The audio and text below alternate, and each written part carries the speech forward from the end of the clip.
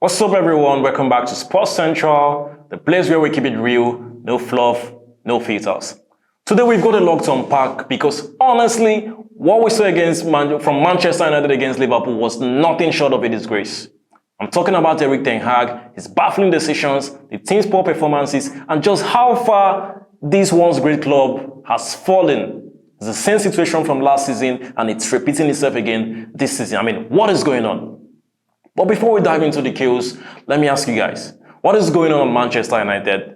Seriously, is there a plan? Because from where I'm sitting, it looks like Ten Hag is throwing darts in the dark and hoping something sticks.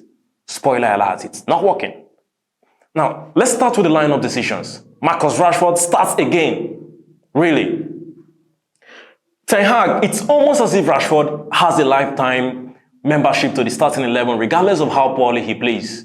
We are talking about a guy who is now a shadow of himself, a guy who's been completely off the pace, a guy who isn't even making the England squad anymore. And yet, Ten Hag keeps him on the pitch, week in, week out, like he's trying to resurrect the ghost of Rashford 2022-2023 season. But here's the thing, this is in 2022-2023, this is now, and right now, Rashford is offering us absolutely nothing on the pitch. Meanwhile, you've got Diallo and Alejandro Garnacho, two young, vibrant players who are actually making things happen on the pitch. Diallo scored against Brighton, he's been fantastic this season, and yet somehow he's the one who gets dropped. What kind of logic is that? I'm going to say it, Ten Hag is playing favourite, and it's killing us. Look, I'm not saying Rashford doesn't deserve a chance to find his form again, but how many chances does one player need? And how long do the rest of us have to suffer watching him go through games? You are telling me that the best option we have on that wing is a player who is now a ghost of himself. Come on, Ten Hag now, open your eyes. Look, I get it. Rashford had a stellar season in 2022-2023 season, but come on. Football isn't about living in the past. The guy is a shadow of himself, he's out of the England squad and his performances have been nowhere near the level we expect from a Manchester United forward. Yet Ten Hag keeps him on the starting 11 like he's trying to prove a point. Well, guess what? That point isn't being made except the fact that you're a clueless manager who doesn't know what he's doing. And don't even get me started on how he benched Diallo after scoring against Brighton. Dude is talented, and what does Ten Hag do?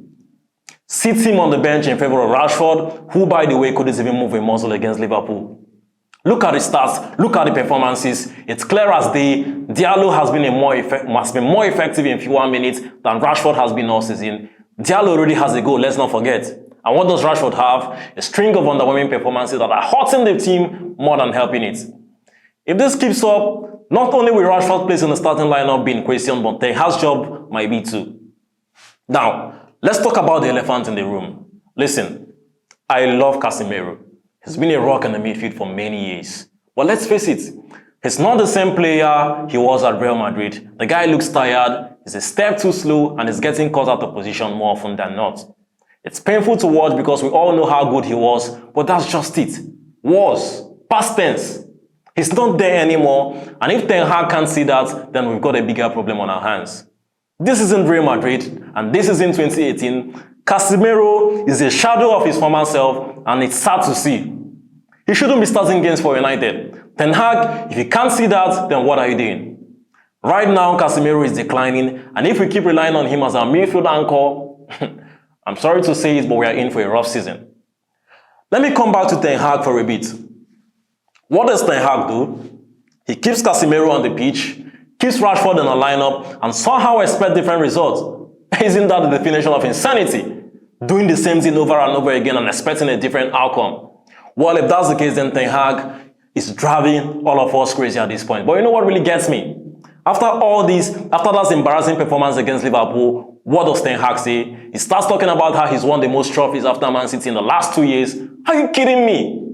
Ten Hag, are you for real? This isn't about the past accomplishments. This is about the present, and right now the present is looking pretty bleak.